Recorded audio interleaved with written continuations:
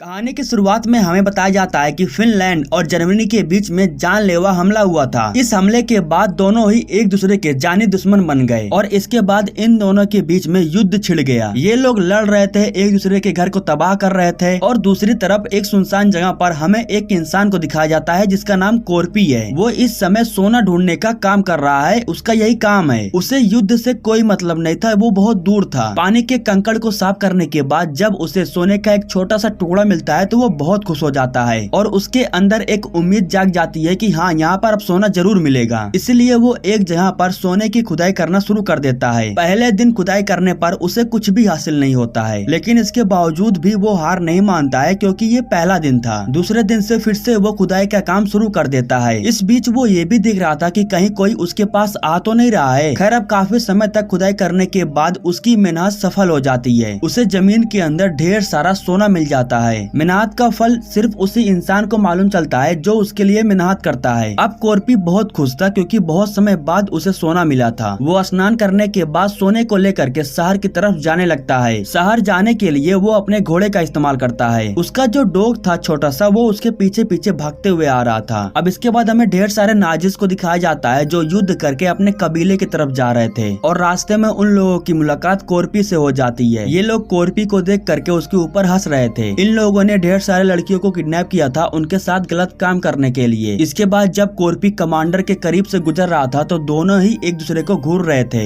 एक नाजी कोरपी को मारने की कोशिश करता है तो उसका कमांडर उसे रोक देता है और कमांडर कहता है कि हमारे लोग पीछे हैं, वैसे भी वो मौत के मुंह में जा रहा है। कोरपी जब आगे बढ़ रहा था तो वो रास्ते में देखता है कि ढेर सारे लोगों को फांसी दे करके लटकाया गया है। अब थोड़ी दूर आगे जाने के बाद कोरपी की मुलाकात फिर से नाजिस से होती है। ये लोग कोरपी को रुकवा करके उसे घोड़े से नीचे उतार देते हैं और जब ये लोग उसके बैग में चेक करते हैं तो उसके बैग में ढेर सारा सोना था, जिसे देखने के बाद इन लोगों के मन में लालच आ जाता है। कोरपी अपने डॉग को यहाँ से जाने के लिए कहता है और जब वो यहाँ से जा रहा था तो ये लोग लगातार उसके ऊपर फायरिंग करते हैं। गोलियों की आवाज जब कमांडर सुनता है तो उसे लगता है कि इसके लोगों ने कोरपी को मार दिया है, लेकिन उसे नहीं पता था कि वहाँ पर कुछ और होने वाला है। जब नाजी कोरपी को मारने वाला था तो कोरपी अपने चाकू को निकाल करके उसके सर में घुसा देता है। इसके बाद वो एक एक करके सारे सैनिकों को मार गिराता है। इससे आप अंदाजा लगा सकते हो कि कोरपी भले ही बूढ़ा हो चुका है लेकिन वो अभी भी एक सोल्जर है और उसे मार पाना इतना भी आसान नहीं है। इसके बाद कमांडर अपनी टीम को लेकर के अपने लोगों के पास आता है और जब वो अपने लोगों को मरा हुआ पाता है तो ये सोचकर हैरान हो जाता है कि आखिर उस बूढ़े इंसान ने इन्हें मारा कैसे। कमांडर को अपने एक साथी के पास सोने का टुकड़ा मिलता है। यहाँ कमांडर को मालूम चलता है कि कोरपी के पास ढेर सारा सोना है। इसके बाद कमांडर अपनी टीम के साथ कोरपी से उस सोने को लेने के लिए उसके पीछे पड़ जाते हैं। ये लोग लगातार कोरपी के ऊपर फायर करते हैं लेकिन वो इन लोगों से बच निकलता है और वो अपने घोड़े के साथ उस जगह पर पहुंच जाता है जहां पर ढेर सारे माइन को बिछाया गया था और जैसे ही उसका घोड़ा माइन के ऊपर पैर रखता है तो वो ब्लास्ट हो जाता है। हालांकि कोरपी को कुछ नहीं हुआ था, वो अभी भी जिंदा था, लेकिन अपने घोड़े को मरा हुआ देख करके वो थोड़ा उदास हो जाता है। ये हादसा होने के बाद उसका सारा सोना बिखर गया था, इसलिए वो अपने सारे सोने को उठाने लगता है। लेकिन तभी कमांडर अपने साथियों के साथ यहाँ पर पहुँच जाता है। सोने को उठाते वक्त कोरपी एक छोटा सा पत्थर उठा लेता है और जब कमांडर कोरपी को जान से मारने के लिए कहता है तो कोरपी उसी पत्थर को एक माइन के ऊपर फेंक देता है, जिसकी वजह से यहाँ पर धमाका हो जाता है और ढेर सारे माइन फूटने की वजह से चारों तरफ धुआं ही धुआं हो जाता है। धुएं में उसे ढूंढना मुश्किल हो रहा था, इसलिए कमांडर अपने एक एक सैनिक को धुएं के उस पार कोरपी को पकड़ने के लिए भेज रहा था, लेकिन उस पार जाने से पहले ये लोग माइन के ऊपर ही फट जा रहे थे। अपने लोगों को मरता हुआ देख करके कमांडर दो लड़कियों को यहाँ पर लाने के लिए कहता है। इसके बाद वो लड़कियों को आगे भेजता है और अपने टैंकर को लेकर के उनके पीछे पीछे जाता है। इसी बीच कमांडर का एक साथी कमांडर को बताता है कि जिस इंसान को हम मार रहे हैं वो कोई आम इंसान नहीं है, किसी समय वो खतरनाक सोल्जर हुआ करता था, लेकिन एक दिन कुछ आतंकवादियों ने उसके घर में घुस करके उसके सारे परिवार को मार डाला। तब से वो अकेले रह रहा है और वो सोल्जर के पद से इस्तीफा दे चुका है, लेकिन परिवार को खोने के बाद वो और भी ज्यादा खतरनाक हो चुका है। उसने अकेले ही लगभग 300 रूसी सैनिकों को मार गिराया था। लोगों का कहना है कि कोई भी उसे मार नहीं सकता है। इसके बाद हमें कोरपी को दिखाया जाता है जो एक जली हुई गाड़ी के पास जाता है। जब उसे मालूम चलता है कि यहाँ पर कोई नहीं है तो वो अपने सोने को रखने के बाद यहाँ पर आराम करने लगता है। यहाँ पर रुक करके वो अपने पैरों में लगे गोली को भी निकालता है। उसका डॉग उसे ढूंढते हुए उसके बहुत करीब आ गया था। कोरपी बहुत थका हुआ था, आराम करते करते उसकी आंख लग जाती है और वो सो जाता है, जिसकी वजह से कमांडर अपने सैनिकों के साथ बहुत करीब आ गया था। कुत्ते की भौंकने की आवाज जब कोरपी सुनता है तो उसकी उसकी आँख खुल जाती है और जब वो इन लोगों को अपने करीब देखता है तो वो गाड़ी के नीचे ही छुपने लगता है। इसी बीच जब एक ट्रक उसके बहुत करीब आती है तो वो ट्रक के नीचे चला जाता है। इन लोगों का डॉग इन लोगों के साथ था जो कॉर्पी को बहुत ही आसानी से ढूंढ सकता है, इसलिए कॉर्पी अपनी स्मेल को खत्म करने के लिए गाड़ी के फ्यूल टैंक में छेद कर देता है और जब उसका ऑयल कॉर्पी के ऊपर गिर जाता है तो उसकी स्मेल खत्म हो जाती है। लेकिन इन लोगों को ऑयल के बारे में मालूम चल जाता है और इसलिए ये लोग गाड़ी को रोक देते हैं। गाड़ी के रुकने के बाद कॉर्पी बाहर निकलता है और यहाँ से भागने लगता है, लेकिन ये लोग कॉर्पी को देख लेते हैं और उसके पैर पर गोली मार देते हैं। अब ये लोग उसे पकड़ने के लिए अपने कुत्तों को छोड़ देते हैं, लेकिन कॉर्पी अपने शरीर में आग लगा करके पानी में छलांग लगा देता है। अब ऊपर की तरफ ये लोग कॉर्पी के उस साइड निकलने का इंतजार कर रहे थे और जब वो उस साइड नहीं निकलता है तो ये लोग अपने लोगों को पानी के अंदर भेजते हैं और जो भी पानी के अंदर जा रहा था तो कॉर्पी उन लोगों को एक एक करके जान से मार दे रहा था और इस तरीके से वो एक सैनिक की मदद से नदी के दूसरे किनारे पर पहुंच जाता है। ये लोग उस पर लगातार फायरिंग करते हैं लेकिन इनकी एक भी गोली उसे नहीं लगती है। लेकिन तभी कमांडर को कॉर्पी का डॉग दिखाई देता है। अब वो इस डॉग का इस्तेमाल करके कॉर्पी को ढूंढने वाला है। इधर कॉर्पी जब शहर की तरफ आता है तो वो देखता है कि जंग की वजह से सब कुछ तबाह हो चुका है, ना घर और ना ही एक भी इंसान, सबको उन लोगों ने मार दिया है। खैर कॉर्पी थका हुआ था इसलिए वो छोटे से घर में जा करके आराम करने लगता है और वो यहाँ पर कुछ समय के लिए सो जाता है। लेकिन जब वो अपने डॉग की आवाज सुनता है तो उसकी आँख खुल जाती है और वो बाहर आता है। तभी उसका डॉग उसके पास भागते हुए आता है, लेकिन उन लोगों ने डॉग के शरीर में एक बॉम्ब को लगाया था। कॉर्पी उस बॉम्ब को निकाल करके फेंक तो देता है लेकिन इस बीच वो जख्मी हो जाता है और तभी कमांडर अपने एक साथी के साथ आ करके उसे पकड़ करके उसके सारे सोने को ले लेता है। उसके सोने को लेने के बाद ये लोग उसके गले में फांसी का फंदा बांध करके उसे लटका देते हैं। लेकिन जैसे कि कॉर्पी एक होनहार सोल्जर है तो उसे मालूम है कि इन चीजों से उसे कैसे बचना है। उन लोगों के जाने के बाद कॉर्पी अपने एक पैर को